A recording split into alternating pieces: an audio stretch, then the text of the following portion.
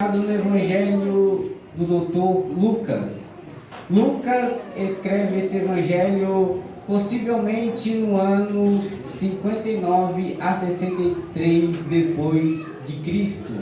E o que mais interessante neste Evangelho é que ele é o maior Evangelho e o mais completo. Sabe por quê? Porque trata da infância de Jesus, porque trata da juventude de Jesus, da vida de Jesus, do ministério de Jesus, da ressurreição de Jesus e também da ascensão de Jesus. E o que mais interessante nos evangelhos é que cada evangelho Jesus é representado. Quer ver? Em Mateus, Jesus é representado como rei dos judeus. Em Marcos, representa o servo de Deus.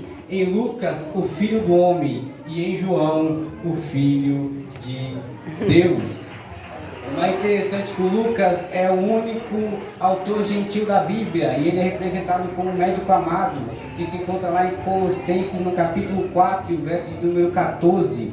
Ele também é apresentado como cooperador de Paulo, que está lá em Filemão, no verso 24. E também companheiro de Paulo, que está lá em 2 Timóteo, no capítulo 4, verso de número 11. E chegando no seu capítulo de número 8 de Lucas, os primeiros versículos nos falam que Jesus está pregando e anunciando as boas novas do reino de Deus. E junto com ele estão os seus discípulos e algumas mulheres que tinham sido curadas por espíritos malignos ou por enfermos. Tanto que um pouquinho mais depois a Bíblia nos fala que veio uma grande multidão de várias cidades, tanto que Jesus começa a ensinar por parábolas. Tanto que a Bíblia cita dois tipos de parábola. Primeiro, a parábola do semeador. Segundo, a parábola da candeia. E existem mais outras palavras, mas parábolas que Jesus fala, mas não é registrado na Bíblia. E depois de ter ensinado essas parábolas, Jesus, certo dia, ele vai para o barco e fala para os seus discípulos: passemos para o outro lado do lago. E os discípulos obedeceram e eles partiram, tanto que quando eles estavam navegando, Jesus decide dormir. Jesus decide tirar um cochilo, podemos dizer assim, porque acredito que ele deve ter ensinado muitas coisas para aquela multidão e deve ter ficado exausto. Tanto que quando ele dorme, de repente sai uma tempestade, de repente sai um vento que faz com que o barco esteja balançando muito a ponto de submergir. Tanto que os discípulos acordam Jesus e dizem assim: mestre, estamos perecendo. E Jesus acorda, levanta, acalma a tempestade, diz: aquietai-vos. E o que mais interessante é que Jesus olha para os seus discípulos e fala: cadê a vossa fé? E os discípulos, com medo, temendo, disseram: quem é este que até o vento e o mar lhe obedece? Aleluia. E depois dessas coisas, Jesus chega à terra dos Gadarenos, que era defronte da Galileia. Tanto que Jesus cura um homem que está possesso por vários demônios. E depois dessa cura, a multidão de Gadarenos pede para Jesus sair da terra deles, porque ele não era bem-vindo. E ao retornar Jesus aonde ele estava, a multidão o recebe com alegria, porque todos estavam esperando por ele. Agora que eu começo a pregar. Aí veio um homem chamado Jairo, que era o líder da sinagoga, tanto que ele chega aos pés de Jesus e pede para Jesus ir para a casa dele, que a sua filha estava à morte. Tanto que uma mulher com fluxo de sangue, como a gente leu, que gastou todos os seus sustentos com o médico e não pode ser curada por ninguém, chega por detrás de Jesus. A Bíblia cita que uma multidão o apertava Jesus, e chegando por detrás dele, toca na orla da sua veste, e o seu fluxo de sangue é automaticamente curada. E o que mais interessante é que Jesus olha e fala: quem me tocou? E o que é mais interessante é que a multidão aperta, mas só quando a mulher toca é que Jesus pergunta quem me tocou. Mas todos negaram. Já o apóstolo Pedro levanta a voz e dizia: mestre, a multidão te aperta, ainda assim tu pergunta quem me toca.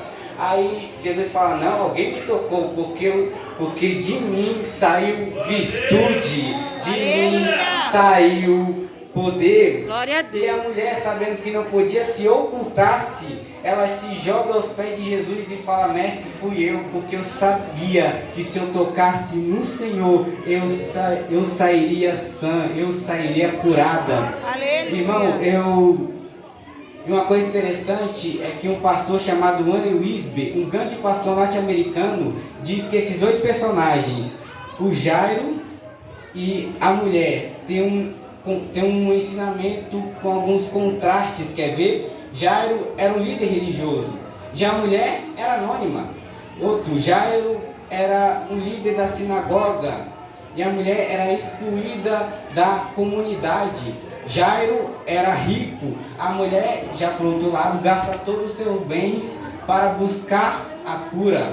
Tanto que Jairo teve a alegria de conviver 12 anos com a sua filha, que agora estava à morte. Já a mulher sofria 12 anos com a doença que impedia de ser mãe. Outra coisa, Jairo faz um pedido em público a Jesus. Já a mulher se aproxima de Jesus com um toque silencioso e anônimo. E sabe o que é interessante? É que Jesus atende os dois, mas atende a mulher primeiro, porque não importa o nível que você esteja com seu irmão, Deus vai olhar para você do mesmo jeito. Você pode ser rico, você pode ser pobre, você pode ser forte, você pode ser magro, você pode ser o mais importante ou o mais excluído. Deus vai olhar para você no mesmo jeito. E esse texto fala sobre a mulher de fluxo de sangue. Eu queria destacar três segredos da vida dessa mulher. E primeiro, olha o versículo que nós lemos, versículo 44.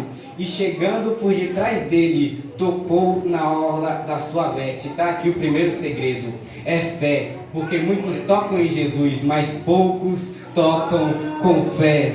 Muitos tocam em Jesus para dizer: Senhor, eu quero isso, eu quero aquilo para amanhã. Mas já outros falam assim, tocam em Jesus para falar assim: Senhor, obrigado por mais um dia, obrigado pelo livramento, obrigado por tudo que o Senhor tem feito. E sabe o que é mais interessante? É que nesse toque dessa mulher há 4 características sobre esse toque. Primeiro, foi um toque intencional. Ela não tocou acidentalmente, mas ela pretendia tocar. Segundo, foi um toque proposital. Ela queria ser curada de um mal que havia atormentado ela por 12 anos. E terceiro, foi um toque confiante. Ela foi movida por fé e que acreditava que Jesus iria curá-la. E quarto, foi um toque eficaz, que quando ela toca em Jesus, ela é altamente curada. Não só curada, que ela recebe 3 curas. Quer ver? Primeiro, ela recebe uma cura física, porque o fluxo do seu sangue é automaticamente curada. Segundo, foi uma cura emocional, porque Jesus não desprezou ela. Tanto que Jesus fala assim: filha, tem de bom ânimo.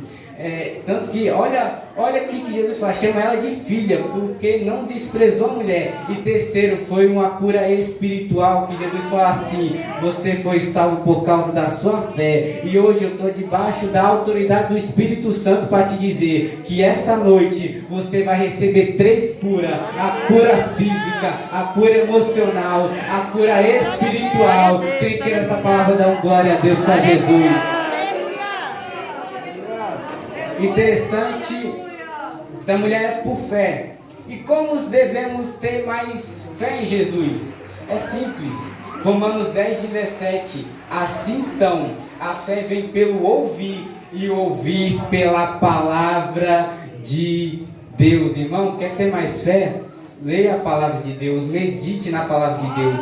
Faz que o salmista lá no Salmos 1:2 diz que o prazer está na lei do Senhor, e na lei medita de dia e de noite. Também diz lá em Josué, no capítulo 1, versículo de número 8, que Deus fala para Josué: Josué, medita na minha palavra de dia e de noite. Sabe por quê? O que mais edifica a vida do crente é a palavra de Deus. Sabe por quê? Porque quando o crente lê a palavra, é como se fosse assim, ó. Se você tiver com fome, é pão. Se você tiver com sede, é água. Se você tiver morto, é vida. Se você tiver desgraçado, é graça. Se você tiver perdido, é bússola. Se você tiver fraco, é força. Se você tiver caído, ela te levanta. É a palavra de Deus. Então, irmão, busque mais a palavra de Deus. Medite mais na palavra de Deus. Porque ou você fica na palavra de Deus e longe do pecado, ou você fica perto do pecado e longe da palavra de Deus. Porque assim que se adquire fé, é meditando, é crendo, é buscando mais fé em Jesus, buscando mais profundo por Jesus. Sabe por quê? Porque crente no raso não funciona, só funciona crente no fundo. Porque raso gera uma zona de conforto, quer ver? Quando você vai para a praia, quando você vai para a piscina, quando você vai para o rio, você vai para o raso, aí no raso você deita, aí no raso você brinca, aí no raso você joga bola, aí no raso faz tudo. Por quê? Porque o raso é bom, porque o raso gera uma zona de conforto. Quem está acomodado com o raso nunca vai querer coisas maiores. Aí só que aí tem um porém: Jesus e raso não combinam. Jesus e raso não combina. Se tem uma coisa que Deus não gosta de trabalhar, é com um crente que gosta de raso. Olha para alguém que está do seu lado, olha para ele, olha para ela, e se ele estiver dormindo, dá o glória a Deus no ouvido dela e diz assim: não se acomode, não fique no raso, vai pro fundo, aleluia. Glória a Deus. Então, tenha mais fé em Deus. Porque Deus só te dá um milagre se você tiver fé. E quando você tem mais fé em Jesus, menor são os seus problemas. Eu tenho a palavra de Deus para a tua vida. Que aquele problema que você enfrenta, aquela dificuldade, aquele medo, vai cair por terra agora. Porque chegou Jesus para dizer: eu vou curar todos os seus problemas. Aquela dificuldade vai ser toda resolvida. Aquele medo vai ser superado. Quem quer dar glória a Deus a Jesus? Outra coisa, também aquele que tem fé em Deus, não se curva perante o homem. Quer ver até prova na Bíblia? Daniel capítulo 3. Sadraque, Mesaque e Abednego, conta a história desses três homens. A Bíblia nos fala que o rei Nabucodonosor, o rei daquela época, ele cria uma estátua e fala assim: olha, quando as músicas cantarem, quando as harpas, as flautas tocarem, é para você se curvar perante a estátua. E se você não se curvar perante a estátua, você será lançado na fornalha de fogo ardente. Então Sadraque, Mesaque e Abednego, ele não se curva perante os homens, mas sim perante Deus. E tanto que o rei fica irado e pede para aquecer a fornalha 7 vezes mais. E o que mais interessante é que o rei pegou Sadraque, Mesaque e Abednego e colocou na fornalha ardente. Aí o rei Nabucodonosor, olhando para a fornalha, disse: espera aí, a gente não só jogou 3 homens? Por que tem um quarto junto com ele? É Deus no céu dizendo: você não se curvou perante o homem, mas sim por mim, então vou te livrar de todo o mal. Outro personagem também que não se curva perante o homem, Daniel. Já no Daniel, no capítulo 6, a Bíblia fala que o rei Dario, o rei daquela época, ele faz um decreto dizendo assim: nenhum homem por 30 dias se curvará a Deus algum, a não ser ao próprio rei. E Daniel não faz isso, ele não se curva perante o rei, mas se curva perante Deus. E o que mais interessante é que ele foi jogado na cova dos leões. Tanto que quando ele foi jogado na cova dos leões, Dario pensou que ele estava morto, mas na verdade não, ele estava dormindo lá na cova dos leões, estava dormindo na juba do leão. Aleluia! É Deus mostrando para mim e para você que pode vir a fornalha da vida, pode vir a cova da vida, mas se você se curvar perante mim, eu darei livramento em nome de Jesus. Glória a Deus. Segundo segredo na vida desta mulher: o primeiro é a fé. Segundo, a ação. perceba que a multidão apertava de todos os lugares e mesmo assim ela vai por detrás de Jesus e toca na sua veste. Sabe o que é mais interessante? É que naquela época a mulher com fluxo de sangue ela era considerada impura, tanto que ela não podia falar com ninguém, tanto que ela não podia ir para templos adorar a Deus, porque ela era considerada impura naquela época. Mas tanto que ela não vê a multidão, mas ela vê o milagre, que é quem? É Jesus. E sabe o que é mais interessante? É que na vida a gente precisa passar por uma multidão, seja de dor, seja de sofrimento, seja de vozes contrárias. Mas essa mulher, mesmo assim, rompe a multidão e foi tocar na veste de Jesus. Sabe outro personagem que passa por isso? O cego de Bartimeu. Tanto que Jesus, a Bíblia nos conta que Jesus está passando por Jericó. E quando o cego Bartimeu ouve que Jesus está passando, ele começa a gritar: Senhor, filho de Davi, tenha misericórdia de mim. Aleluia. Aí a multidão já fala: ei, fica quieto, cala a boca, ele não vai querer nada com você, ele não quer saber de você. Mas não, o cego permaneceu, continuou a gritar: Senhor, filho de Davi. Tanto que Jesus fala: olha, esse aí me surpreendeu, ele não desistiu, chama ele. Chamaram o cego para perto de Jesus. Jesus fala assim: o que queres que eu te faça? E o cego responde: Senhor, que eu tenha vista. Aí Jesus fala assim: tá bom, você vai receber a cura, você não desistiu, eu estou te curando. Outro personagem que não desiste da multidão é Zaqueu. A Bíblia nos fala lá em Lucas, no capítulo 19, a Bíblia fala que Zaqueu era de baixa estatura. Olha aqui para mim, Zaqueu era de baixa estatura. Aleluia. Tanto que a multidão estava passando por Jesus, e Zaqueu querendo ver Jesus, mas não conseguiu por causa da multidão. Ele tem uma estratégia, ele faz o quê? Ele sobe na figueira, ele sobe numa árvore para tentar ver Jesus. E Jesus olha para o alto e diz: Zaqueu, desce, porque eu vou habitar na tua casa. Desce, porque você não desistiu da multidão, mesmo a multidão tentando te parar, você não desistiu. Sabe por quê, irmão? Ou você passa por cima da multidão, ou a multidão irá passar por cima de você. Ou você passa por cima dos seus medos, ou os seus medos irão passar por cima de você. Porque assim, a mulher, ela tinha duas opções: ou voltava para a sua vida de dor, ou rompia a multidão para receber o milagre. E eu tenho a palavra de Deus para a tua vida: que se aparecer uma multidão de dor, de sofrimento, seja de vozes contrárias, não desista, mas permaneça. Olhe para Cristo, olhe para o milagre, que eu sei que você vai vencer essa multidão. Aleluia. Glória a Deus. Terceiro e último, já estou encerrando. Terceiro e último segredo da vida dessa mulher, que é o que? Primeiro é fé, segundo é ação e terceiro é determinação.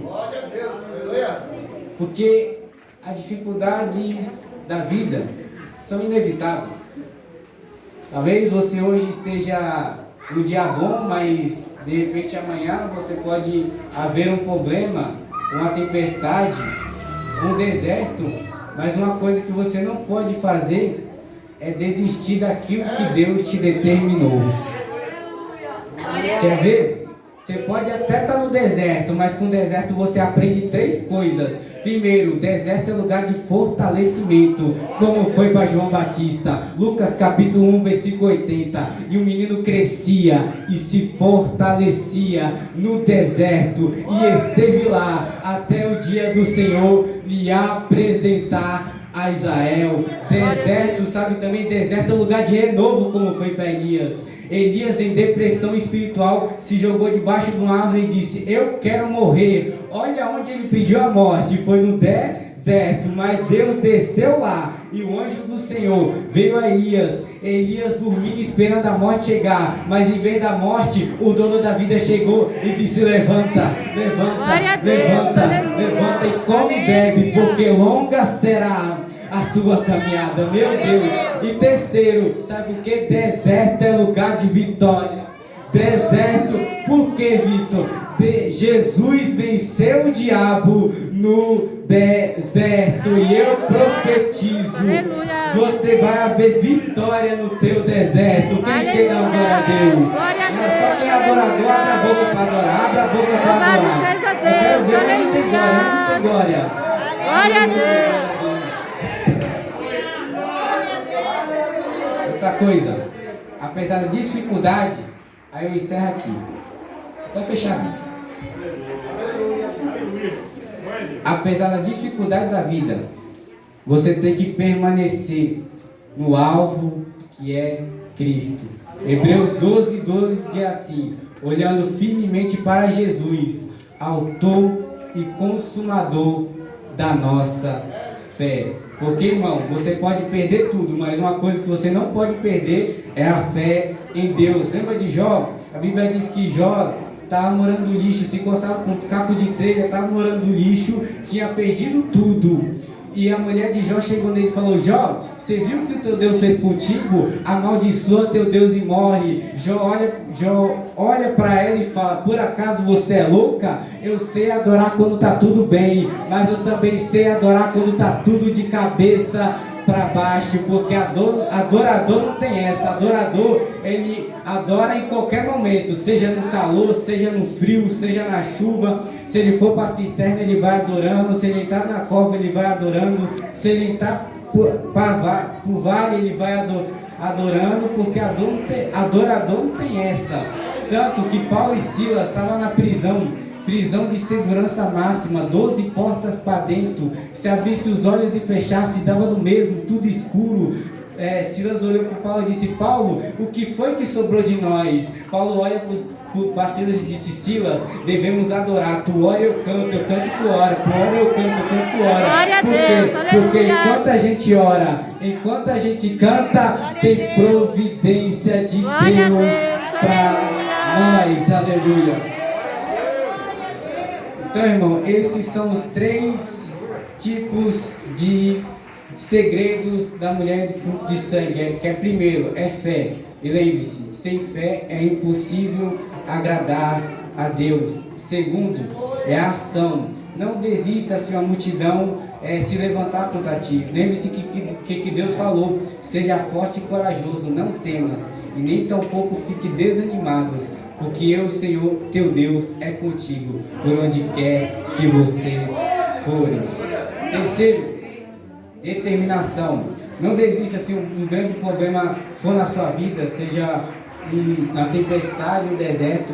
Lembra que Jesus disse: venha a mim todos os que estão cansados, porque aí sim eu darei descanso. Amém? Quem recebe essa palavra dá um Glória a Deus, aleluia.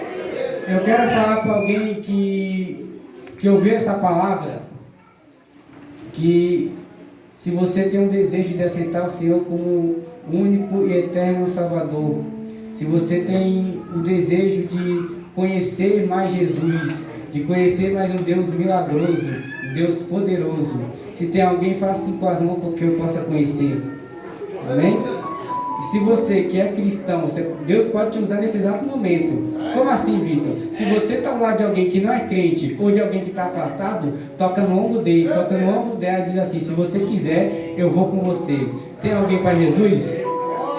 Aleluia, Deus. Tem alguém para Jesus?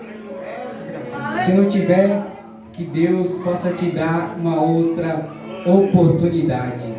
Irmão, eu agradeço por este, como pode dizer, eu esqueci a palavra.